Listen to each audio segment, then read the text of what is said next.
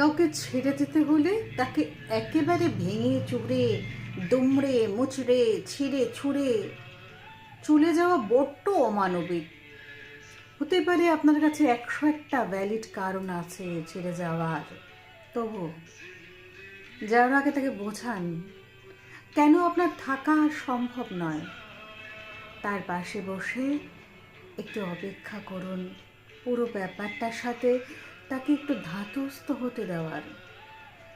সে জেদ করলে, বুঝতে না চাইলে, থেকে যেতে বলে আর একটু বসতে বলে তাকে কনভিন্স করুন কেন এই সম্পর্কটা রাখা আপনার পক্ষে আর সত্যিই সম্ভব নয়।